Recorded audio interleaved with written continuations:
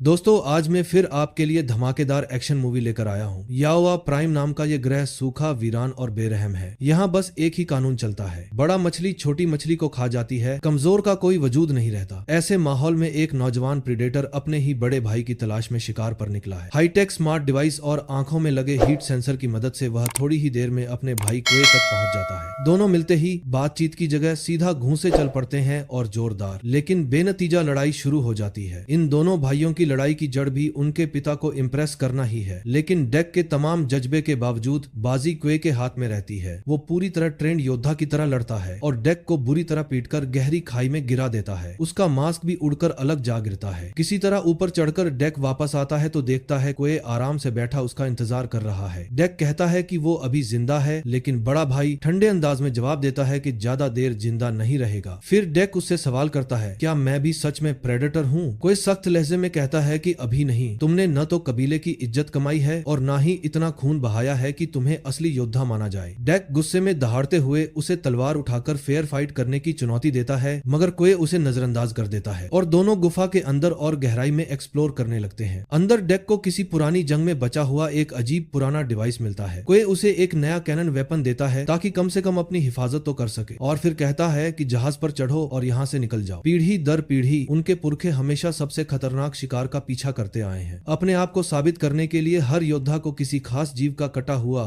सिर खोपड़ी ट्रॉफी के रूप में वापस लानी पड़ती है, तभी उसे असली शिकारिया और कबीले की नजरों में काबिल माना जाता है। कबीले की नजरों में सच्चा योद्धा वही है जो किसी खास जीव को शिकार की खोपड़ी ट्रॉफी बनाकर वापस लाए, वरना खाली हाथ लौटने वालों के लिए सजा बस मौत है। दूसरी तरफ जहां धरती पर सबसे बड़ा खतरा एक धनुष पकड़े इंसानी औरत भर है, वहीं मौत का ग्रह कहलाने वाले जैनर पर काइस्क नाम का लगभग अजेय जीव मौजूद है, जिससे खुद उनका जांबाज पिता भी डरता है। डेक्स जिद पकड़ लेता है कि वही काइस्क उसका शिकार होगा और वो सबको अपनी ताकत दिखाएगा, लेकिन कोए समझ जाता है कि छोटा भाई वहां जिंदा नहीं बचेगा और उसे दूसरा ग्रह चुनने की सलाह देता है। जब कोए जहाज के कोऑर्डिनेट बदलने जाता है, डेक उसका हाथ रोककर कहता है कि उसके विजन का सम्मान करो, वो अब बड़ा हो चुका प्रीडेटर है, ये उसकी कसम है और उसे पूरा करना ही होगा। तभी दोनों के पिता प्रकट होते हैं। डेक उन्हें देखकर खुश होता है, लेकिन कोए परछाई तक देखकर बेचैन हो जाता है और सम्मान में अपना हाथ काटकर बलि सा निशान दिखाता है। सख्त और बेरहम पिता गुस्से में पूछते हैं कि बड़े बेटे ने अब तक दी गई ड्यूटी क्यों पूरी नहीं की, और डेक को पूरे कबीले की बदनामी बताते हुए हुक्म देते हैं कि सबसे अच्छा यही होगा इसे सोते में ही खत्म कर दो, ताकि कोई अपराध भी महसूस न हो। कोई तुरंत बोल उठता है कि डेक ने काइस को अपना शिकार चुना है, मगर पिता हंसकर इस पर यकीन नहीं करते और वही आदेश दोहराते हैं। कम से कम ऐसा करने से कोए को वो सम्मान मिल जाएगा जो उसे कभी नहीं मिला। वो पिता की आज्ञा न टाल पाने की हालत में तलवार खींचता है। डेक को एक तरफ जंजीरों से बांध दिया जाता है और वो बेबसी में बस चीख सकता है। अगले ही पल कोए तलवार अपनी जगह जंजीरों पर चला देता है, डेक को आजाद करके उसे जहाज के अंदर ठेल देता है और खुद पीछे मुड़कर पिता के साथ आधे रास्ते पर लड़ाई में उलझ जाता है। अचानक पिता पल भर को गायब होते हैं और अगले सेकंड बिजली सी तेजी से लौटकर कोए का हाथ काट देते हैं। तलवार दूर जा गिरती है और कोए उसे पकड़ने के लिए रेंगता हुआ कंट्रोल पैनल तक पहुंचता है, जहां आखिरी सांस में वो लॉन्च बटन दबाकर अपने आप को न्योछावर कर देता है। डेक सब कुछ अपनी आंखों से देखता है और भीतर तक टूट जाता है, जिसे वो हमेशा महान योद्धा मानता था। वही पिता अपने ही बेटे पर हाथ उठा देता है, मगर वो कुछ कर नहीं पाता क्योंकि जहाज जैनर की तरफ उछल चुका है। रास्ते में छोटे छोटे उल्कापिंडों की बारिश जहाज को झकझोर देती है और तेज अलार्म की आवाज डेक को जगा देती है। वो कॉकपिट में भागकर जहाज संभालने की पूरी कोशिश करता है, लेकिन कंट्रोल फेल हो जाते हैं और जहाज सीधा नीचे गिरने लगता है। जहाज के चकनाचूर होते ही बाहर एक विशालकाय जीव डेक को पूरा निगल जाने को तैयार खड़ा होता है, मगर डेक ठीक वक्त पर शील्ड एक्टिव कर लेता है और किसी तरह जिंदा बच जाता है। जमीन पर सुरक्षित होने के बावजूद जब भाई की मौत और पिता की धोखे वाली यादें दिमाग में लौटती हैं, तो वो बस असहाय होकर चीख उठता है और मन ही मन कसम खाता है कि अब कोए की मौत उसकी अपनी शपथ बनेगी। वो काइस को मारकर हर हाल में वापस घर लौटेगा। इसी इरादे के साथ वो जहाज के मलबे में बचा खुचा हर हथियार और गैजेट बटोरना शुरू कर देता है। तभी उसे एहसास होता है कि किसी अजीब से जीव ने जहाज की छत पर लैंड किया है। थका हारा डेक ऊपर देखने जाता है। अनजान की असली शिकारी तो चुपचाप दोनों पर नजर गड़ाए बैठा है। अगले ही पल वो प्रीडेटर जैसा जीव हमला बोलता है। डेक के हाथों से हथियार छीन लेता है। चारों तरफ से घिरा डेक मजबूरी में जंगली अंदाज में हाथ पैर चलाकर अपनी जान बचाने की कोशिश करता है और भागने का रास्ता खोजता है, मगर रास्ते में बेलों जैसी नुकीली लताएं उसकी चमड़ी चीरती जाती हैं और उसके शरीर पर गहरे घाव छोड़ देती हैं। डेक अपनी फुर्ती की वजह से किसी तरह उस घातक बेलों और दानव जैसे जीव से बच निकलता देता है। चारों तरफ नजर दौड़ाते ही उसे समझ आ जाता है कि ये ग्रह उसकी सोच से कहीं ज्यादा खतरनाक है। अपने जख्मों पर खुद बनाए हुए देसी सी दवा लगाकर पट्टी करता है, तभी उसे एक बड़े पत्ते पर रखा ऐसा पदार्थ मिलता है जो जोरदार धमाका कर सकता है। कुछ दूर घास के मैदान जैसी जगह में घुसते ही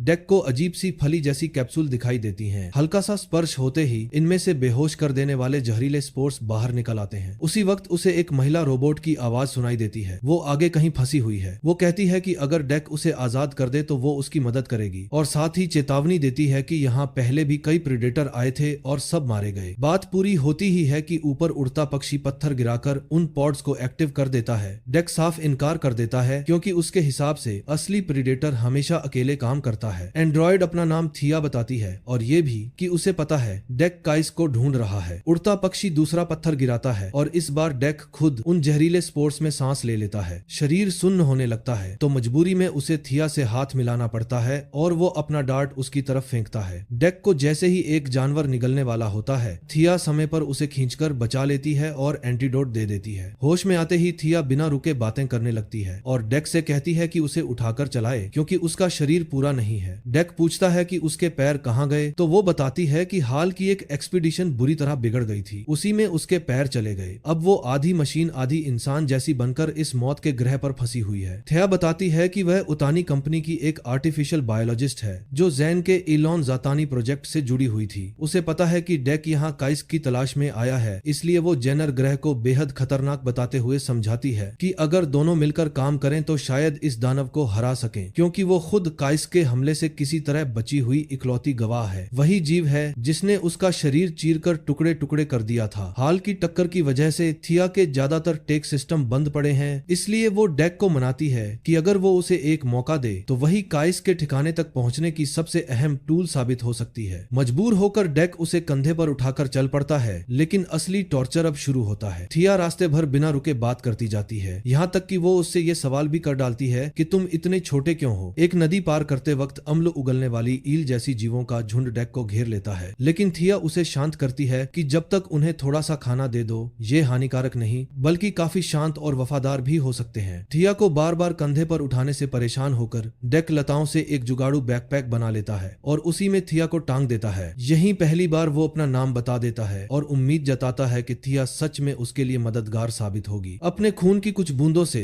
डेक एक चमकने वाला टॉर्च जैसा जैविक लाइट स्रोत तैयार करता है। इस रोशनी में चलते हुए थिया धीरे धीरे अपना अतीत बताती है। उसे बारिश वाली रातें बहुत पसंद थीं, जब उसका शरीर पूरा था। तब वह जेनर की जीवों पर रिसर्च करने वाली बायोलॉजिस्ट थी, लेकिन पिछली एक्सपीडिशन से निकले उसे 2 हफ्ते हो चुके हैं और वो अब तक अपने बेस पर लौट नहीं पाई है। थिया बताती है कि अगर वो रास्ता भटक भी जाए तो कंपनी के दूसरे एंड्रॉइड जरूर उसे ढूंढने आएंगे। पूरी उटानी कंपनी में उसके जैसी सिर्फ 2 ही यूनिट है, थिया और टेसा। दोनों को मदर ने इस तरह प्रोग्राम किया है कि उनमें इंसानों जैसी भावनाएं हों, ताकि वे इस ग्रह के जीवों को और यहाँ हो रही हर घटना को बेहतर समझ सकें और रिसर्च कर सकें। टेसा भले ही स्वभाव से थोड़ा ठंडी लगे, लेकिन दिल से बहुत नेक है। ये सुनकर डेक को अपने भाई क्वे की याद आ जाती है और वो भीतर से चुभन महसूस करता है, क्योंकि जिसे भी प्यार करना आता है वही सबसे ज्यादा कमजोर साबित होता है। थिया आगे बताती है कि सब कुछ तब बदल गया जब काइस्क ने उनके बेस पर हमला किया। उस दानव ने कई एंड्रॉइड्स को फाड़ कर रख दिया, जिनमें टेसा भी शामिल थी, लेकिन थिया आज भी उम्मीद करती है कि किसी दिन वो फिर उससे मिलेगी। इतने में जब वो पीछे मुड़कर देखती है तो डेक थकान से वहीं सो चुका होता है। इसी समय ग्रह के दूसरे कोने पर स्थित उतानी बेस में टेसा लौटती है। उसका शरीर लगभग पूरी तरह बर्बाद हो चुका है, फिर भी उसका मिशन अधूरा है। कंपनी के लिए हर हाल में एक कीमती नमूना पकड़ना। सिस्टम कनेक्शन एक्टिव होते ही मदर की ठंडी मशीन जैसी आवाज गूंजती है। वो टेसा का स्वागत तो करती है, लेकिन तुरंत उसके फैसलों पर फटकार भी लगाती है कि मिशन नाकाम रहा और कंपनी खुश नहीं है। टेसा इन डांट फटकारों को दरकिनार कर सिर्फ थिया के बारे में पूछती है। तब मदर बताती है कि फिलहाल जो डेटा है उसके अनुसार थिया एक प्रेडेटर के साथ है, बस इतनी ही जानकारी उनके पास है। उधर जेनर के किसी और हिस्से में डेक भूख से बेहाल हो चुका है और खाने के लिए कुछ ढूंढ रहा है। थिया अपनी जीव विज्ञान वाली नॉलेज इस्तेमाल करते हुए दूर एक गैंडे जैसे दिखने वाले विशाल जीव की तरफ इशारा करती है और समझाती है कि ये काइस्क के पसंदीदा शिकारों में से एक है, यानी अगर वो इसे ट्रैक करें तो शायद काइस्क तक पहुंचने का रास्ता भी यहीं से निकलेगा। डेक को समझ आ जाता है कि काइस्क जो खाता है वही शिकार उसके लिए भी खाना और चारा दोनों बन सकता है। सामने दिक्कत यह है कि जिस गैंडे जैसे भारी प्राणी तक पहुंचना है वह ऐसे मैदान के पार खड़ा है जहां की पत्तियां कांच के टुकड़ों की तरह नुकीली हैं। हल्का सा स्पर्श भी शरीर को गहराई तक चीर चीर सकता है और वही एकमात्र रास्ता है जो शिकार तक ले जाता है। ऊंचे पेड़ पर डेक देखता है कि एक बंदरनुमा प्रजाति उन दोनों को ऊपर से गौर से देख रही है। हार मानने की बजाय वह अपना डार्ट इस्तेमाल करने की सोचता है। मौका मिलते ही वह चाल चलता है और बंदर उस पर रिएक्ट कर नीचे झपटकर गैंडे के पीछे पड़ जाता है, उसे भागने पर मजबूर कर देता है। इसी बीच डेक तेजी से पेड़ पर चढ़ता है, इतनी जल्दबाजी में कि थिया की आंख तक जाते जाते बचती है। कुछ देर जूझने के बाद वह किसी तरह विशाल प्राणी की पीठ पर चिपकने में सफल होता है, लेकिन वह जानवर उसे तुरंत झटके से जमीन पर पटक देता है। जब वह बंदर उसके पास से गुजरता है तो डेक उस पर भी हमला कर देता है, मगर जल्दी ही उसे एहसास होता है कि यह छोटा सा जीव आश्चर्यजनक रूप से तेज और ताकतवर है। तभी गेंडानुमा जानवर वापस लौट आता है। डेक तलवार निकालकर सही मौके का इंतजार करता है और एक ही वार में शिकार को 2 हिस्सों में चीर देता है। जोरदार दहाड़ के साथ अपनी जीत का ऐलान करता है, जबकि दूर से बंदर हैरत से यह सब देखता रहता है। लेकिन डेक की खुशी ज्यादा देर नहीं टिकती, क्योंकि जमीन का एक हिस्सा फटता है और वहां से विशाल जमीनी स्टारफिश जैसे दानव का सिर बाहर आता है, जो दोनों को निगल जाना चाहता है। डेक बम फेंकने की कोशिश करता है, पर टाइम पर वार नहीं हो पाता। तभी संकट की घड़ी में वही बंदर दौड़कर आता है और अपने सख्त कवच जैसी खोल से उस स्टारफिश के नुकीले दांत तोड़ देता है। चोट खाकर गुस्से में पागल दानव पूरे जोर से उसी छोटे हमलावर के पीछे भागता है। इस मौके का फायदा उठाकर डेक एक ऊंचे पेड़ पर चढ़ जाता है, ताकि कांच जैसे घास से गुजरे बिना ऊंचाई से हमला कर सके, और फिर ऊपर से झपट कर आखिरी वार करके उस स्टारफिश को मार गिराता है। डेक की इस ताकत और दिमागी चाल को देख बंदर की आंखें सचमुच हैरानी से फैल जाती हैं। अब वो उसे सिर्फ बाहर वाले शिकारी नहीं, बल्कि असली टॉप प्रीडेटर की तरह देखने लगता है। टेसा उधर अपनी एंड्रॉइड टीम के साथ डेक वाले क्रैश शिप तक पहुंच जाती है। जहाज के आसपास लिपटी हुई वही खूंखार बेलें उन पर टूट पड़ती हैं, लेकिन हाईटेक हथियारों से लैस एंड्रॉइड्स उन्हें बड़ी आसानी से चीर कर अलग कर देते हैं और फिर हैवी फायर से आसपास के घने जंगल का बड़ा हिस्सा जला डालते हैं। इधर रात को अलाव के पास थिया खुश होकर कहती है कि ये तीनों मिलकर कितनी शानदार टीम बने हैं। उसका दिमाग, उस बंदरनुमा जीव की ताकत और डेक की फुर्ती ने मिलकर एक परफेक्ट तिकड़ी तैयार कर दी है। बंदर डेक के हिस्से वाला मांस भी निगलना चाहता है, पर वह मना कर देता है। थिया को तो ये प्राणी बहुत क्यूट लगता है। टाइम पास के लिए वो डेक से पूछती है कि अब तक के सफर में उसे सबसे ज्यादा मजा कब आया। डेक बिना सोचे जवाब देता है, जब उसने तलवार से उस गैंडे को 2 टुकड़ों में चीर दिया था और उसका गर्म खून उसके चेहरे पर छिटक कर आया था। डेक उसके लिए थोड़ा मांस भी रखता है, लेकिन थिया कहती है कि उसे तो मीठा पसंद है, ये सख्त मांस उसे भाता नहीं। ये सुनकर डेक अपना हिस्सा भी बंदर की तरफ उछाल देता है। शुक्रिया अदा करने के अपने ढंग में वो जीव सीधे उस पर थूक देता है। थिया मुस्कुराकर समझाती है कि उनकी जाति में यह रिस्पेक्ट दिखाने या किसी को अपने झुंड का हिस्सा मानने का तरीका है, मगर डेक ठंडी आवाज में कहता है कि उसका कोई झुंड नहीं, कोई कबीला नहीं, वो तो अकेला प्रीडेटर है जिसका भाई उसी के पिता के हाथों मारा गया। एक पल को उसकी आंखों में गहरा दुख दिखता है, मगर तुरंत वो दर्द ठंडे स्टील जैसे इरादे में बदल जाता है। वो काइस्क को मारकर ही लौटेगा ताकि भाई की मौत बेकार न जाए और उसका सम्मान वापस मिल सके। टिया भी टेस्सा के साथ अपने रिश्ते की बात छेड़ती है। टेस्सा ताकतवर है, वो खुद ज्यादा दिमागर वाली,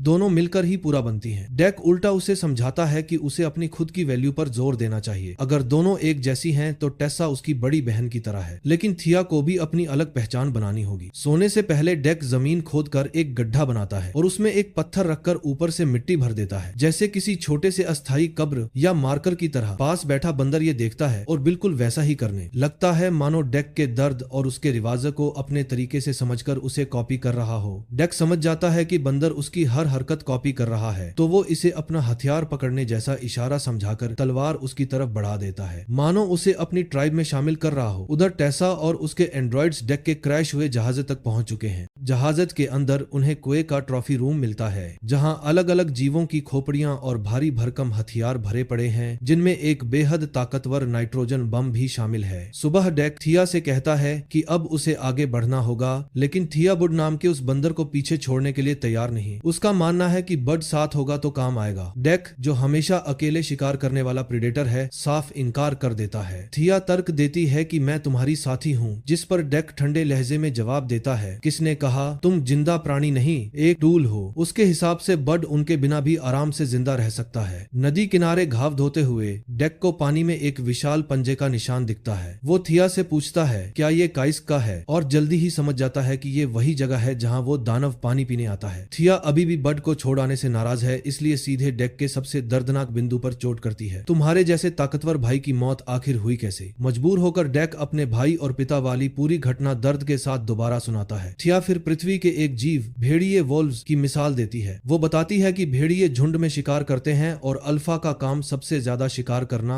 नहीं बल्कि पूरे झुंड की हिफाजत करना होता है। ये सुनकर डेक का पहला रिएक्शन बस इतना होता है कि ऐसा जीव तो परफेक्ट ट्रॉफी होगा, कमाल का कातिल, मैं एक दिन उसे भी शिकार बनाऊंगा। लेकिन थिया सिर हिलाकर कहती है कि वो चाहती है डेक भेड़िए जैसा बने जो अपने प्रिय लोगों की रक्षा करना जाने, सिर्फ किल काउंट नहीं गिने। डेक फिर भी बात की गहराई नहीं समझता और जिद पर अड़ा रहता है कि अल्फा वही होगा जो सबसे ज्यादा शिकार गिराएगा, न कि वो जो दूसरों की देखभाल करे। लंबी यात्रा और अलग अलग तरह की धरती पार करने के बाद आखिरकार डेक और थिया पुराने उतानी बेस तक पहुंचते हैं जो अब काइस्क का घोंसला बन चुका है। चारों तरफ बिखरे टूटे फूटे एंड्रॉइड्स के शरीर देखकर डेक पूछता है ये कौन है, तो थिया भारी मन से बताती है कि ये उसके ही साथी हैं। मलबे में उसे अपने पुराने पैर भी मिल जाते हैं और वो एक खसास मशीन की मदद से खुद को फिर से जोड़कर ठीक कर लेती है। थिया दिल से डेक का शुक्रिया अदा करती है और कहती है कि वो उसे कभी नहीं भूलेगी। यही वो असली सच खोलती है। उसका असल मिशन शुरू से ही काइस को जिंदा पकड़ना था, क्योंकि इस जीव में ऐसे गुण हैं जिन पर रिसर्च करके इंसानियत को बहुत फायदा पहुंच सकता है। ये सुनते ही डेक को धोखा महसूस होता है। काइस तो उसकी ट्रॉफी है, अगर कंपनी उसे ले जाती है तो डेक के लिए ये उसकी इज्जत छीनने जैसा है। थिया तर्क देती है कि डेक कभी काइस को नहीं हरा सकता। जब पूरी एंड्रॉइड आर्मी नाकाम रही तो अकेला शिकारिया क्या कर लेगा। मगर डेक गुस्से में गर्जना करते हुए उसे भगा देता है। काइस आ रहा है और वो ही उसे मारेगा। डेक बेस में पड़े गैस सिलेंडर जमा करके आग लगा देता है ताकि गर्मी और रोशनी से काइस को खींच सके। कुछ ही देर में दानव वहां पहुंचता है और पहले ही वार में डेक की तलवार तोड़कर उसे दूर पटक देता है। डेक एक भारी दरवाजा ढाल की तरह पकड़कर जमीन पर निशान खींचता है और फिर मौका देखकर काइस की पूंछ काट में देता है। लेकिन सबके होश उड़ जाते हैं जब वो घाव पल भर में भर जाता है। ये जीव है कि डरावनी तेजी से खुद को रीजनरेट कर लेता है। झड़प के दौरान डेक से गलती से थिया का पैर भी फिर से टूट जाता है और उसका सिस्टम क्रिटिकल स्टेट में चला जाता है। कोई की तरह थिया के सामने भी दो विकल्प खड़े हो जाते हैं, अपनी मरम्मत करे या डेक की जान बचाए। आखिर में वो खुद की परवाह छोड़कर हथियार उठाती है और डेक को मौत से बचाती है।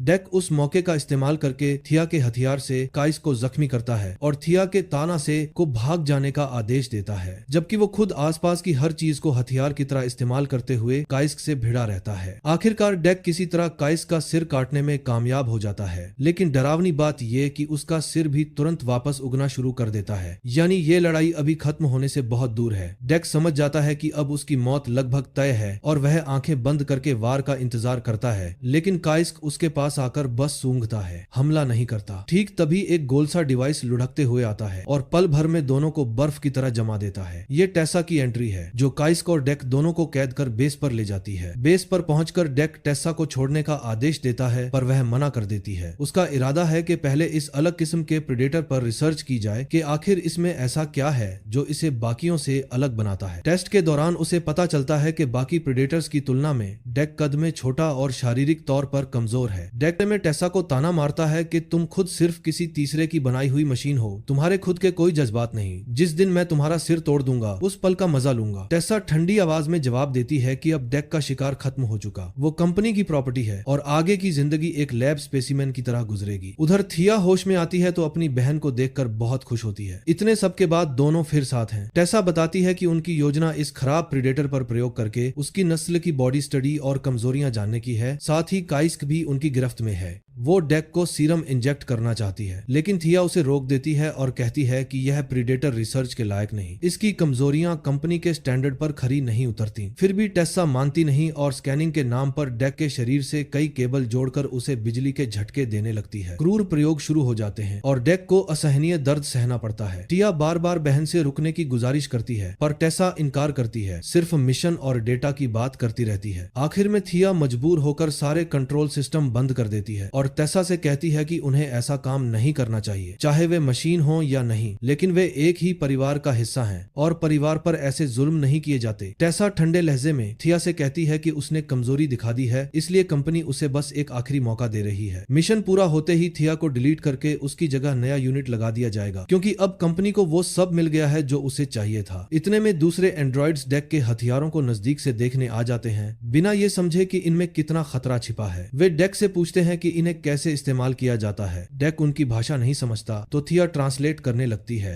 डेक चालाकी से झूठ बोलता है कि उनके हाथ में जो डिवाइस है वो तो बस बच्चों वाला खिलौना है, इसे आंख के बिल्कुल पास लगाकर देखो। मासूम एंड्रॉइड उसके कहने पर वैसा ही करता है। डेक उसे एक्टिवेट करने का तरीका भी दिखा देता है और जैसे ही वो बटन दबाता है जोरदार धमाके के साथ उस एंड्रॉइड का सिर उड़ जाता है। थिया गुस्से में डेक को ऐसा करने के लिए डांटती है, लेकिन वो कंधे उचकाकर कहता है, मैंने तो कहा था ये तो बच्चों वाला टॉय है। गार्ड्स के न होने का फायदा उठाकर थिया फटाफट डेक को आजाद कर देती है, मगर खुद दोबारा पकड़ी जाती है। गंभीर रूप से जख्मी डेक लड़खड़ाता हुआ अपने पुराने जहाज तक वापस पहुंचता है। वहीं आराम करते हुए उसे वो सब कुछ याद आता है जो वो खो चुका है, खासकर अपना प्यारा भाई कोए। कोए के सामान में उसे पुराना मास्क दिखता है और वो कसम खाता है कि चाहे कुछ भी हो जाए वो थिया को ढूंढने जरूर लौटेगा। अब वो पिछले कई दिनों में इकट्ठा की गई हर चीज को एक एक करके हथियार में बदलने लगता है। सबसे पहले वो कांच जैसे नुकीले घास से मजबूत चेन गूंथता है, फिर विस्फोटक कीड़े पकड़कर गैंडे के नुकीले दांत और उसके कवच जैसा खोल, जहरीले पॉड्स और आखिर में तेजाब उगलने वाली सलामेंडर को साथ रखता है। इसी पल से डेक का असली बदला शुरू होता है। इस बार वो शिकार नहीं बल्कि शिकारी बनने निकला है। डेक जब थिया के लिए उसके पैर लेने कैंप पर वापस जाता है तो उसे एक चौंकाने वाली सच्चाई पता चलती है। बड असल में काइस्क की औलाद है और उसकी माँ को कंपनी ने कैद कर रखा है। यही वजह थी कि जब माँ काइस्क ने डेक के शरीर पर बड की लार की गंध सूंघी तो उसने हमला नहीं किया। उनकी जाति में ये किसी को अपने कबीले में स्वीकार करने का रिवाजस होता है। थिया के पैर लौटाने के बजाय डेक उन्हें गार्ड्स का ध्यान भटकाने के लिए इस्तेमाल करता है और अब वो पूरी तरह लड़ाई के लिए तैयार है। अपनी बची खुची हथियारों की जुगाड़ और बुड की काफी ओभर अपना करने के बजाय हथियारों की मदद से वो एंड्रॉइड्स पर धावा बोलता है। दोनों की जोड़ी बेहतरीन तालमेल से एक एक कर दुश्मनों को खत्म करती जाती है। उधर टेसा मदर को रिपोर्ट देती है कि काइस्क पकड़ा जा चुका है। भले ही प्रेडेटर भाग निकला हो, लेकिन मदर ठंडी आवाज में कहती है कि प्रेडेटर को मरा हुआ मानो, वो अब कंपनी के लिए अहम नहीं। जैसे जैसे क्लोन एंड्रॉइड से मुकाबला बढ़ता है, थिया के पैर से भेजा गया सिग्नल उसके बाकी शरीर को भी एक्टिव कर देता है। दिखने में कमजोर लगने के बावजूद थिया लड़ाई में कूद पड़ती है और डेक ऊपर से बेलें गिराकर दुश्मनों की चाल धीमी करता है। आखिर काइस्क को जहाज पर चढ़ा दिया जाता है। डेक को फांसी देने ही वाले होते हैं कि थिया समय पर आकर उसे बचा लेती है। वो मुस्कुराकर समझ जाती है कि डेक वापस लौटा, क्योंकि अब वह सच में अल्फा वुल्फ जैसा बर्ताव कर रहा है, वो जो अपने साथियों को छोड़कर नहीं भागता। डेक जब उसे गेंडे की खोपड़ी वाला मास्क दिखाता है तो थिया उसे याओ आ याउचा कबीले का डेक कहकर पुकारती है, लेकिन डेक जानता है कि अभी वह इस उपाधि के पूरी तरह काबिल नहीं। पहले उन्हें यहाँ से जिंदा बाहर निकलना होगा। बद कुछ टूटे फूटे एंड्रॉइड पार्ट्स उठाकर लाता है और डेक को देता है। डेक स्वीकार करता है कि बद काइस्क का बच्चा है और वे दोनों यहाँ उसकी माँ को आजाद कराने आए हैं, न कि उसे मारने। थिया को महसूस होता है कि डेक सच में बदल गया है। उसने ट्रॉफी के पीछे भागने वाली बचकानी जिद छोड़ दी है और अब किसी और की खातिर निस्वार्थ होकर जान दांव पर लगा रहा है। यही फर्क उसे शिकारी से सच में रक्षक बनाता है। डेक पहला ऐसा प्रेडेटर बन जाता है जो ट्रॉफी से बढ़कर अपने पैक की परवाह करने लगा है। अब प्लान बनता है कि थिया और बड काइस्क की मां को छुड़ाने जाएंगे और डेक अपने तरीके से ट्रॉफी और बदला दोनों लेगा। थिया चौघों से खुद और बड को छुपाकर चुपके चुपके शिप के अंदर की तरफ बढ़ती है, जबकि डेक बाहर बची हुई एंड्रॉइड फौज का इंतजार करता है। जैसे ही वे उसे घेर लेते हैं, डेक के पहले से लगाए गए प्लान काम आते हैं। उसने चारों तरफ जो विस्फोटक कीड़े लगा रखे हैं उनके नुकीले पंजों को तेजाब में डुबोकर ट्रैप बना दिया था। एक्टिव होते ही ये बम कीड़े फट पड़ते हैं और कई एंड्रॉइड्स वहीं चित हो जाते हैं। सबको लगता है कि अब लड़ाई खत्म हो चुकी, लेकिन असली सरप्राइज अभी बाकी है। उतानी ने फाइनल राउंड के लिए एक विशाल रोबोट तैयार कर रखा था। टेसा इसी दैत्याकार मशीन को कंट्रोल करते हुए डेक पर उसके अपने ही कैनन से फायर झोंकती है। हमले के बीच डेक के साथ आई एसिड उगलने वाली सलामेंडर खुद को बीच में फेंककर उसकी जान बचा लेती है। अपने इस छोटे साथी की कुर्बानी देखकर डेक का दुख गुस्से में बदल जाता है और वो अपने सारे देसी जुगाड़ हथियार उस रोबोट पर झोंक देता है, लेकिन फिर भी उस मशीन की ताकत बहुत ज्यादा साबित होती है। इसी समय दूसरी तरफ थिया काइस्क वाली कंटेनर कैप्सूल का कोड स्कैन कर उसे खोलने की कोशिश कर रही है। एक एंड्रॉइड उसे देख लेता है। थिया फौरन अपनी बहन टेसा की आवाज कॉपी करके उसे पोस्ट पर लौटने का ऑर्डर देती है, लेकिन वह कहता है कि टेसा तो अभी अभी उसे यहीं रुकने का आदेश दे चुकी है। तभी उसकी नजर बड पर पड़ती है। मजबूर होकर थिया झटके में उसे जल्दी सुलाने का तरीका अपनाती है, यानी उसे बेअसर कर देती है ताकि मिशन आगे बढ़ सके। उधर टेसा विशाल मशीन में बैठी सिस्टम्स खंगाल रही है, डेक की लोकेशन और कोई भी सुराग ढूंढने में लगी है। तभी उसके सिर के ठीक ऊपर से हल्की सी आवाज आती है। वह ऊपर देखती है और अगले ही पल तेज वार से भेद दी जाती है। काइस्क अभी अभी आजाद हुआ है और पूरी रफ्तार से उस पर टूट पड़ा है। उसका हर काटा इस इरादे से है कि सामने वाले को जिंदा न छोड़ा जाए, लेकिन चौंकाने वाली बात यह है कि इतने भयंकर हमलों के बावजूद टेसा टेसा लगभग बेनुकसान बची रहती है। उसकी एंड्रॉइड बॉडी काइस्क के वार झेलने में इंसान से कहीं ज्यादा ताकतवर साबित होती है, जिससे आखिरी लड़ाई और भी क्रूर होने वाली है। काइस्क और टेसा की जंग चरम पर पहुंचती है। टेसा अपनी चेनसा ब्लेड से उसके जिस्म को आर पार छेदने की कोशिश करती है। वहीं दूसरी तरफ डेक चुपचाप रोबोट के कुछ जरूरी केबल डिस्कनेक्ट कर देता है। जैसे ही टेसा थिया पर फ्रीज डिवाइस चलाने वाली होती है, डेक उसके रोबोटिक बाजू पर लगाया हुआ बम उड़ा देता है। धमाके से आर्मर टूट जाता है और मौका पाकर काइस्क पूरी ताकत से सूट फाड़कर टेसा को निगल जाता है। बड और उसकी मां आखिरकार मिल जाते हैं और इस मिलन के सम्मान में डेक अपना सिर काइस्क के माथे से सटाकर उसे अपने बराबर का योद्धा मान लेता है। लेकिन सुकून ज्यादा देर नहीं रहता। टेसा अंदर से जिंदा बच निकलती है और काइस्क के भीतर ही नाइट्रोजन बम एक्टिव कर देती है, जिससे उसका शरीर अंदर से जमकर बिखर जाता है। काइस्क आखिरी बार दहाड़ मारता है और फिर धमाके के साथ चूर चूर हो जाता है। चिपचिपे मलबे के ढेर से टेसा लड़खड़ाती हुई उठती है और ठंडी आवाज में कहती है कि वो हर हाल में मिशन पूरा करेगी और थिया उसकी एक कभी बहन थी ही नहीं। वह सेल्फ डिस्ट्रक्ट डिवाइस सीधे थिया की तरफ तानती है, मगर बटन दबाने ही वाली होती है कि पीछे से डेक भाला घोंपकर उसे रोक देता है और डिवाइस अपने हाथ में ले लेता है। मां का बदला लेने के लिए बड भी आखिरी वार कर टेसा का काम तमाम कर देता है। कुछ समय बाद डेक अपने ग्रह याहुआ पर कबीले के ठिकाने पर लौटता है। पिता उसे जिंदा देख हैरान रह जाता है। डेक आगे बढ़कर टेसा का कटा हुआ सिर उसके सामने ट्रॉफी की तरह गिरा देता है। पिता तिरस्कार भरे लहजे में पूछता है कि क्या वो बदला लेने आया है, लेकिन डेक शांत स्वर में कहता है